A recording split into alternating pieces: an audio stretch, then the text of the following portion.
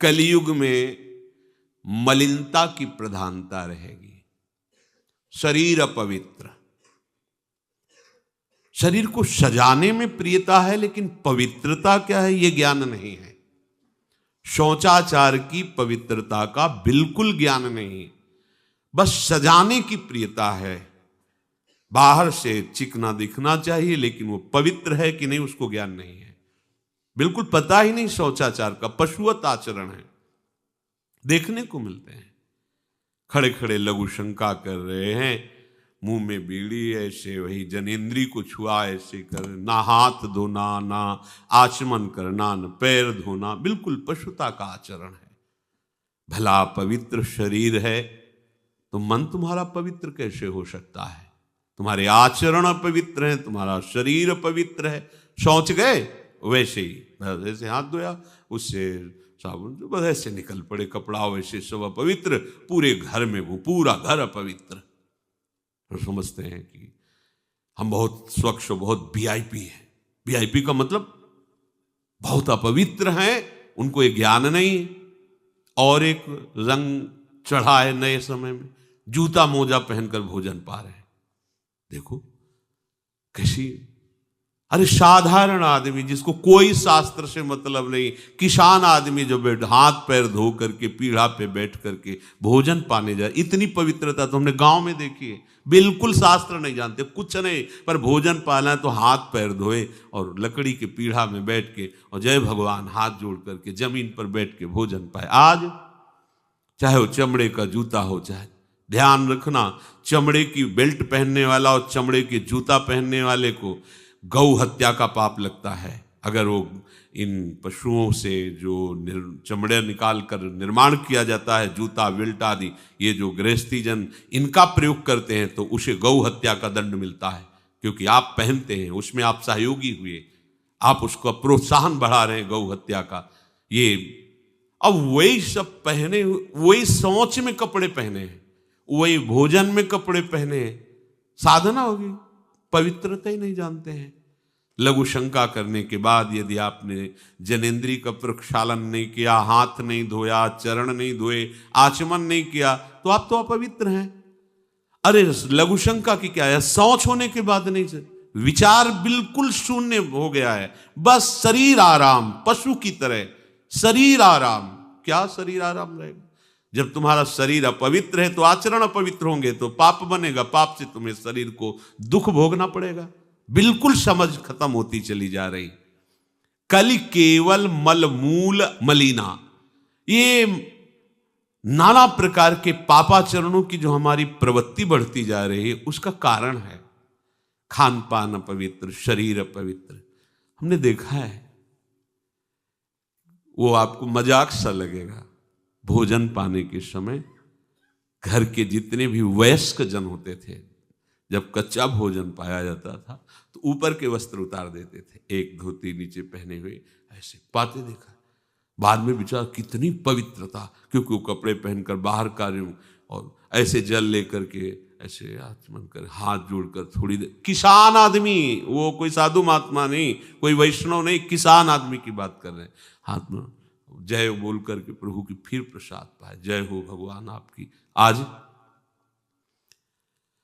परोसने में अगर कहीं रोटी छू गई परोसने वाले को तो डांट लगती थी, पूरी रसोई जूठी करेगी, रखे यही थाल, हाथ धो, दूसरी थाल मिला।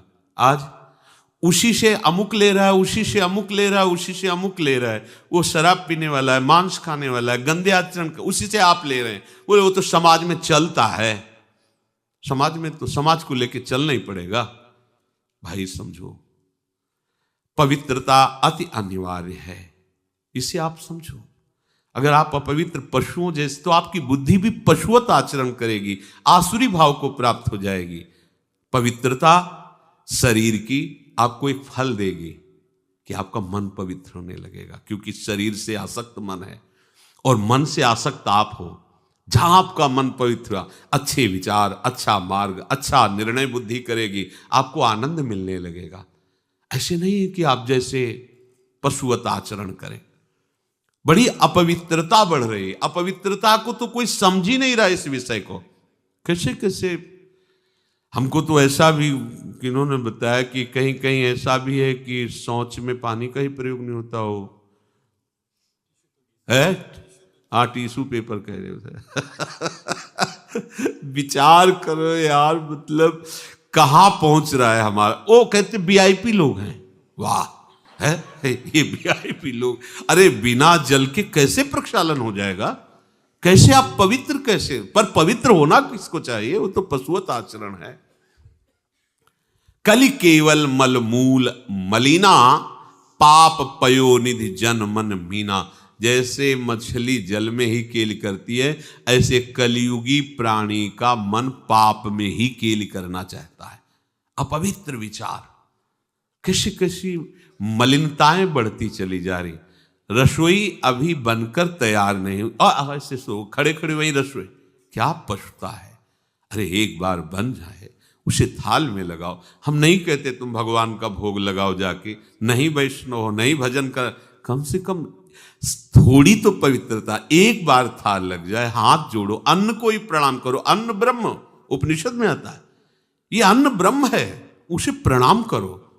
वह हमारे जीवन को पुष्ट करता है, हमें भगवत भाव। हाथ जोड़कर कहाँ हाथ जोड़े, वो तो जूता पहने वैसे ही सब, कोई खड़े खड़े खा रहा है, कोई मतलब ये हो क्या रहा है।